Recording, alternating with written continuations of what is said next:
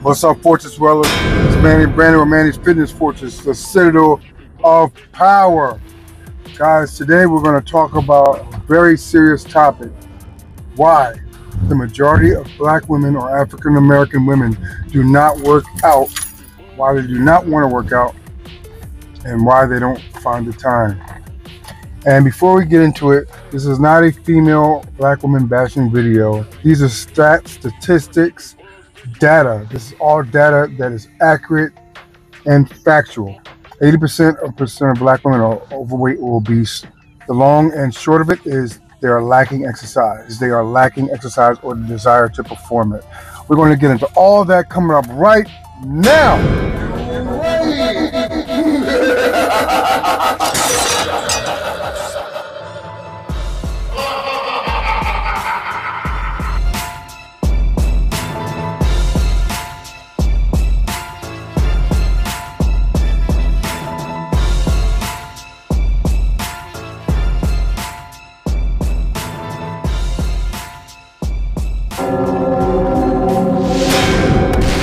What's up, guys? Thanks again for joining me. It's Manny Brandon from Manny's Fitness Fortress on YouTube, TikTok, and Instagram. We're going to offer some solutions on and talk about what needs to be done that are on the level of the other ethnicities to improve their quality of life. Now, there's a lot of things that go hand in hand with this lack of exercise. Usually, a terrible diet coincides with the lack of exercise, and that makes gives high risk for certain ailments and diseases, high blood pressure, diabetes, hypertension, obesity. It leads to a string of other things. There's a ton of inflammation that builds up in the body from lack of exercise and the ingestion of a ton of processed foods. But I'm going to give you some insight. We're going to read an article from a black female fitness influencer, a black female personal trainer, a woman, okay? A woman female personal trainer who is African American. All right, so let's get into it. All right, why the majority of African American women do not work out. Okay, I want you guys to see. There's a glare, but you can see the woman is the article. Okay, see, I'm actually reading data and statistics, factual, stats and information. And it's worse now. A lot of this information is from early 2000s, so the weight demographics, the amount of black women that are overweight has increased. That's the sad part about it. These numbers are from 2006 to a little bit past that. So just keep that in mind. Now, the influencer, the female, African-American female personal trainer's name is Tamara Pillar. All right. This is from 2020, July 14th of 2020. Why the majority of African-American women do not work out. According to a study done by the CDC, okay, 80% of African-American women, black women, are overweight, and about 56% are considered clinically obese. All right. As a fitness instructor and a black woman, this is the lady that's providing this article. As a fitness instructor and a black woman, these numbers are incredibly alarming for me to hear. Every day in my classes, I am preaching the benefits of maintaining a healthy lifestyle. But I realize many of the faces I see at the gym are not black. Then I decided, as someone who has struggled with weight issues, I must reach out to my community and help them in adapting a healthier lifestyle filled with nutrition, education, and stimulating exercise programs. The issue I found was most of my black female friends who are not already in fitness generally showed disinterest in working out. And I hate to be harsh, but that's laziness. Women show interest in shopping, spending money, billions on shoes, makeup, and fashion, hang out with their girlfriends, partying, club life, nice, sexy dresses, and all of this entertainment. But they show very little interest in, their own health. And that's what it boils down to. It's about your health. How long do you want to stay on this earth? The issue I found with most of my black female friends who are not already in fitness generally showed no interest. They showed disinterest in working out. When I started to ask questions as to why, there were three main reasons I received. Zero accountability from the community. It's hard, just like, anything else. Having sex, getting pregnant, having repeated unprotected sex, having repeated you have to monitor yourself. Unmonitored eating habits is constantly gorging on pleasure food. Is accountability is lacking. So this is what she says. When I started to ask questions as to why, there were three main responses I received. Zero accountability from the community, the black community, a miseducation on fitness, nutrition, and hair. Okay. And the first two seemed understandable, but the last one seemed completely ridiculous. And yet that was the number one response, the hair. So when it comes to you exercising, increasing the healthy, state of your body as to you living on this earth a long time versus you messing up your hair. The hair trumps in importance to black women. It trumps your health. It trumps their health. The style and the state of their hair for that 1 to 2 hours that they may be working out trumps, their health and longevity. But that's crazy. Just like she says, the first two seemed understandable. Zero accountability. It's not acceptable. It's understandable. Zero accountability from the community. Miseducation on fitness and nutrition and hair. Now, the third one is ridiculous, like she said, and yet that was the number one response. Zero accountability from the community is probably the most nuanced of my 3 points. Yep, it has directly and indirectly contributed to the obesity rate in the black community, yet it's not often explored as to why. It's evident from the CDC statistics and on obesity that fitness and nutrition is not a popular topic discussion in black households. And that's what we got to change, guys. Just certain things that are taboo. Family, childhood, trauma. Eating healthy is taboo in a black family household. And exercising. I had many clients and many potential clients that were African-American females, and many of them said, well, do you want to lose this weight? Yes, I want to get in shape. What I got to do? I mentioned this word. It's like a horror. I mentioned Stairmaster. I just recently did a Freddy Krueger Halloween fitness content. They are afraid of Stairmaster like they are afraid of Freddy Krueger. They are afraid of that. Now, it took years and months, many months and several years to accumulate all this fat, all this unnecessary and unhealthy weight on your body. It's not going to disappear in 2 weeks. They are afraid of that. The Stairmaster works. It's very taxing. It's very difficult. It's very exhausting. It's physically and that's what I'm looking for. Respiratorily, very, very demanding. It really taxes your endurance and burns calories and make you sweat, and that's why they're afraid of it. But there's no accountability now. The statistics on obesity that fitness and nutrition is not a popular topic in discussion in black households. I can attest to this, confirming it definitely was not one in mine. Growing up, I never learned about the importance of maintaining a healthy lifestyle. It was not until I went from 140 pounds to 210 pounds that I began to even discover or consider my life choices. And that's the thing.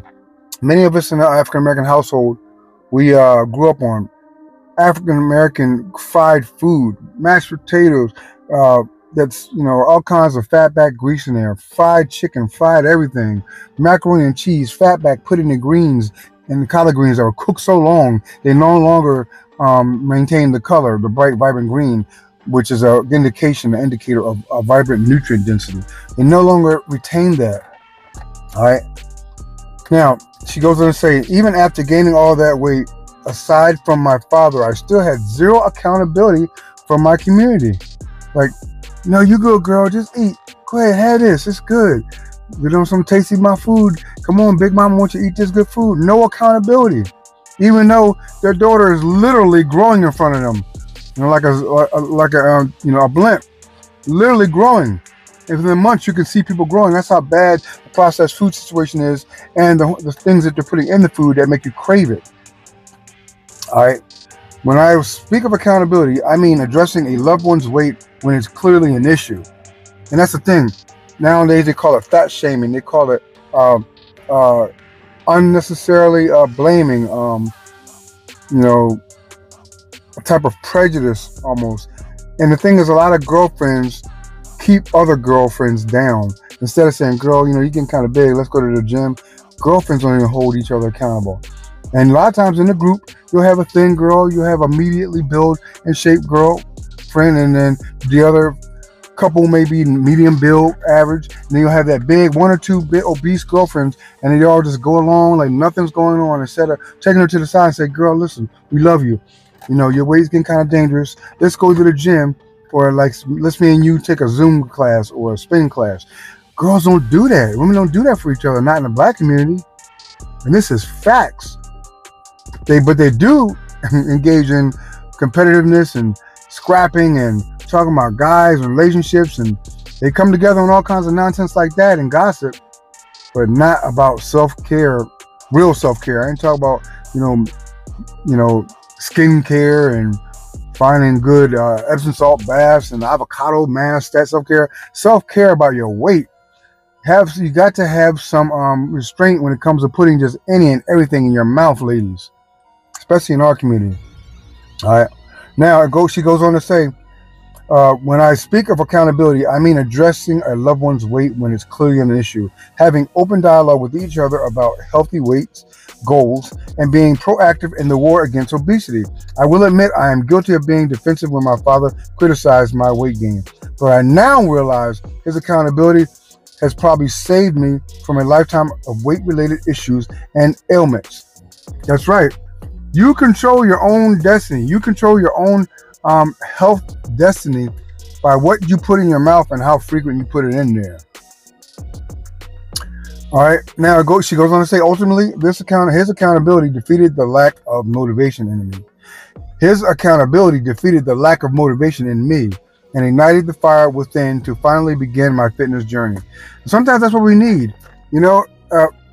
Fathers nowadays, parents nowadays are watching their daughters and sons grow and get bigger and bigger, more obese. Now childhood obesity, teen obesity, young adult obesity, early 20s is an epidemic. And no one in the household is saying anything or laying down preventative measures, at all. The final reason why, she goes on to say, another major reason contributing to obesity in the African American community is lack of education. Now, I don't totally agree with this because the information's out there. You got girls and women that know how to tweak and twerk. They know how to upload videos. They're very tech savvy, and the information's out there to look up anything on Google that you want. Where's the nearest Zoom class? What's the best way to work your thighs and butts at home? What's the best way to sweat off fat without going to a gym? This is not an excuse. I don't 100% agree with this, but I'm going to read her perspective. All right. She says there's a lack of education. I mentioned in the previous paragraph that maintaining a healthy lifestyle is generally not a topic of discussion in Black households. However, while I believe the education starts at home, it should be continued in the schools. That's not going to happen. They teach a whole bunch of bull crap in schools that you don't need. It should be continued in schools. The first time I ever had a health class, I was in 9th grade, meaning the majority of my formative years were cheated out of useful information about nutrition that could have helped me well into adulthood. In gym class, I remember playing dodgeball, but never discussing the benefits of cardio, calisthenics, stretching, training, or stretching. Most times, the only kids that get this type of information are those that play sports. But if there's a lack of education in the home, there's probably not someone there to motivate or encourage that type of activity. Dialogue about diabetes, high blood pressure, high cholesterol, and other weight related ailments are extremely important to discuss, especially in the Black community. That's true. A lot of parents have those. A lot of the parents of these children, because a lot of these habits are passed down, a lot of parents have those. A lot of moms and aunties, sisters are big. They're obese. They're overweight. And they got daughters and nephews and nieces. They won't take them to the side. Listen, I'm trying to work on myself. Baby girl, you need to stop eating this or you're going to end up like me. They won't have these conversations. These hard, very pertinent and important conversations. They won't have them. And that's part of the problem.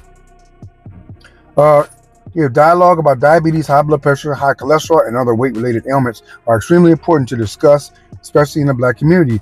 Fitness and nutrition education on the home and school front must be encouraged to build healthy lifelong habits.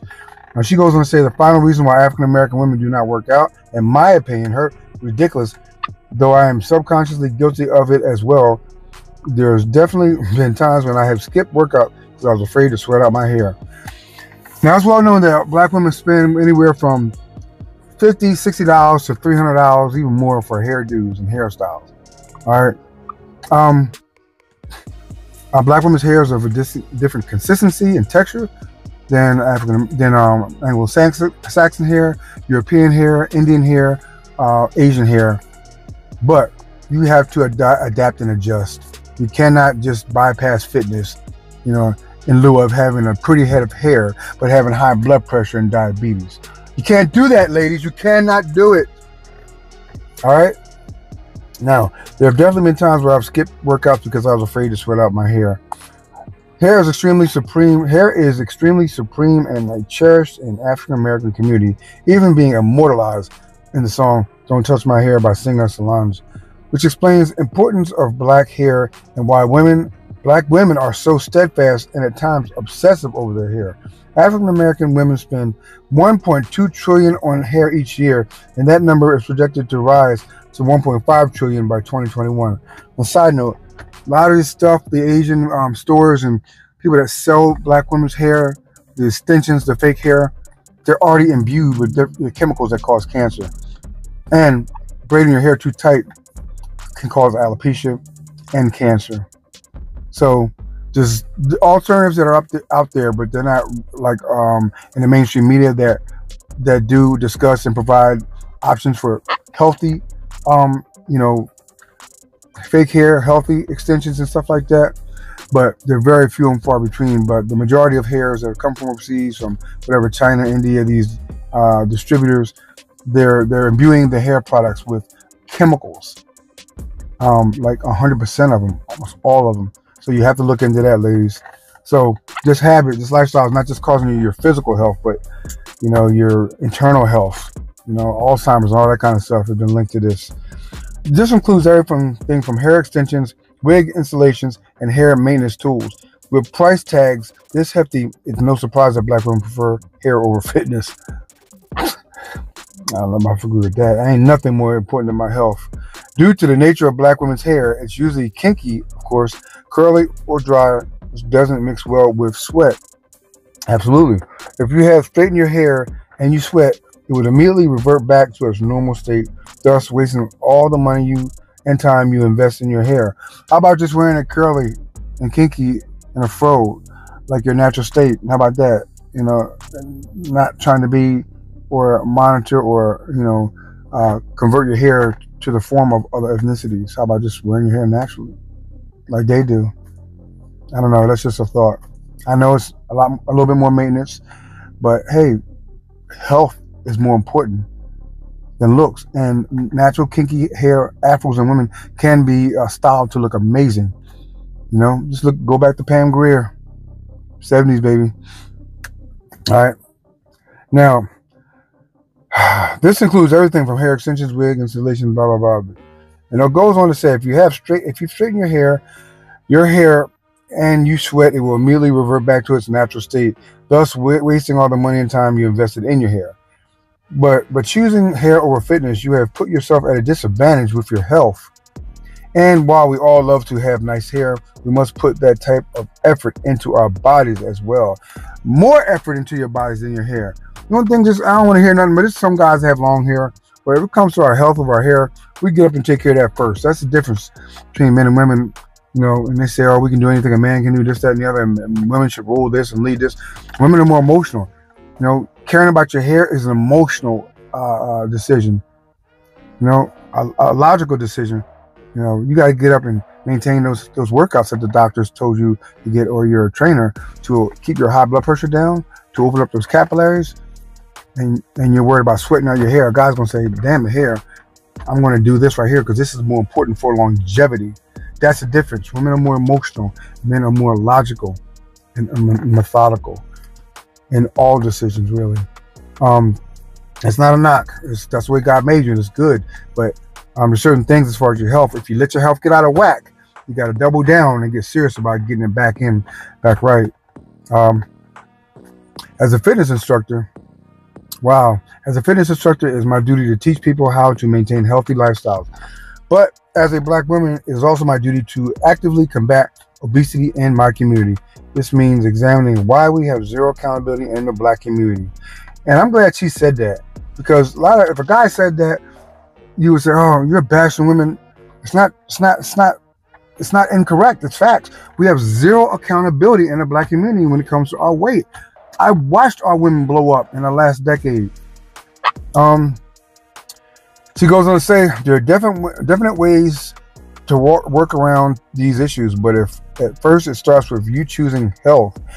In the grand scheme of things, being your health, accountability, like education and hair should never be determining factors.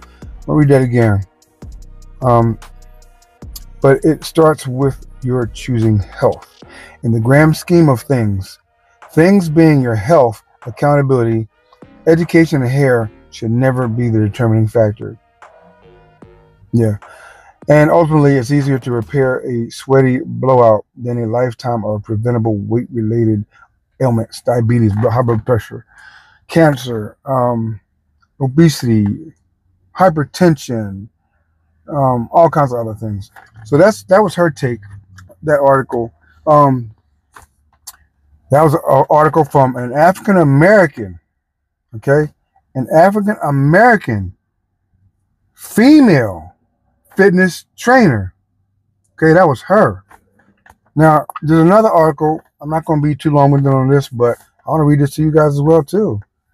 It needs to be said. These conversations need to be had, okay?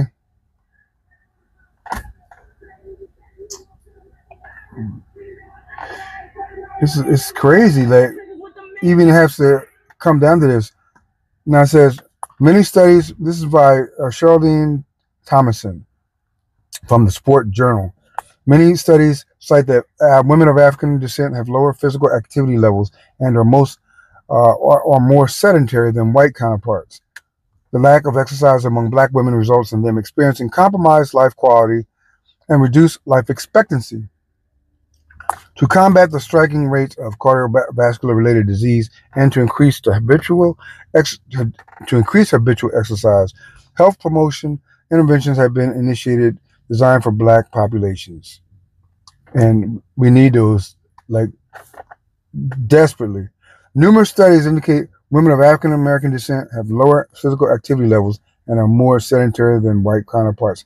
A 2006 National Health Survey, 2006, guys, these are numbers from 2006, Health Survey on physical activity levels in Canada found that when compared to Caucasian Canadian females, both African Canadian and South Asian Canadian women less mildly active were less mildly active. In a similar American study looking at black, white, Hispanic, and Asian women in America, the data revealed that only 8.4% of African American women completed the recommended level of regular physical activity. Wow. So basically they're saying only 8.4% of African American women in this country, in America, exercise. Out of 100% of African American women, 8.4, that's ridiculous. That's sad. And then they're wondering why they're having such struggles, acquiring men. The first thing men look at in dating is fitness. Are you fit? Visual is first. Then we walk up to you, and if you have a nasty attitude, then you're done. All right.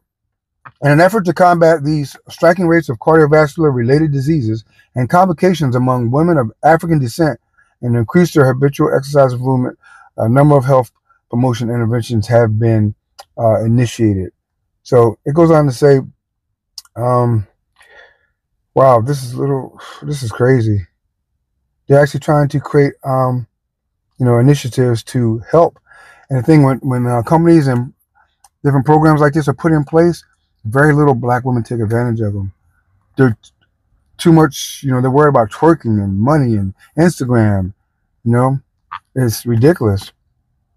All right. They say they have this organization. Let's go. Where is it? It's called the BWWW, which makes an innovative use of social media to encourage exercise among women of African descent. The BWDW initiative It was created and founded by Crystal Adele, a fitness enthusiast and personal trainer.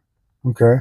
Adele uses Facebook as a tool to encourage regular exercise participation among African American women. She describes BWDW as a grassroots movement for championing weight loss and healthy living. A crusade, she says, is much needed to address the sobering stats that show 49% of African American women are obese. Now, this is 2006.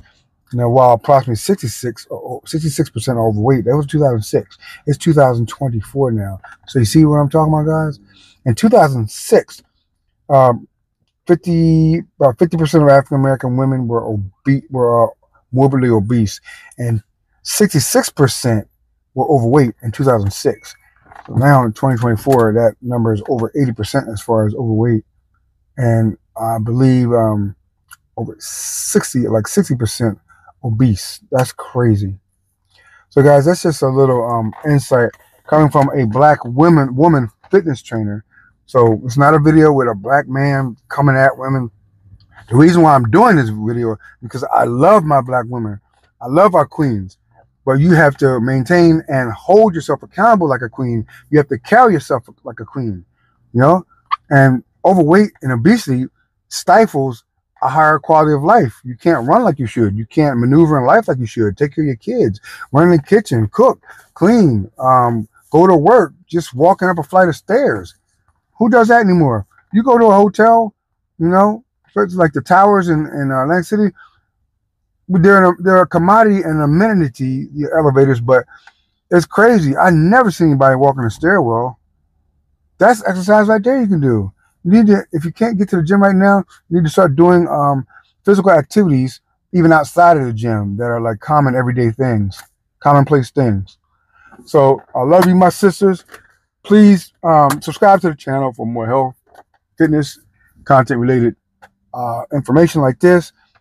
And like I said, we are so far behind in all these facets compared to other ethnicities, and there should be no transferring of our you know, shame. Like a lot of times you get deflection when you tell black women this information to help them. They say, "Why are you bashing? Look at white people overweight too." Okay, we know that, but we're talking about our community because I'm a black man, and I'm talking about how we can help ourselves because they have programs in place to help themselves when their numbers are not even as bad as ours. So stop deflecting. There's people all over, people, especially females in my job, deflect. No accountability. And they're, you know, beautiful looking women, but up here, the ideology is it's out of sync. Stop deflecting. That's like somebody coming up to me and saying, I'm a bodybuilder.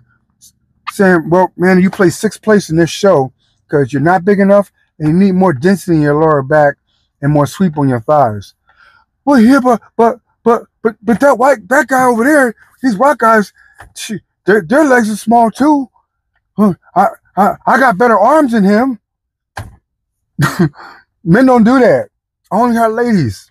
They don't do that. We say, okay, that's what I need to do to improve, to make improvements. I'm going to buckle down and make those adjustments. All right, that's it, ladies. Love you. Subscribe to the channel, share. Give me your thoughts. Tell me if you disagree with anything I said and what's your spin on it. Man is Fitness Fortress coming at you. See you in the next video. Booyah!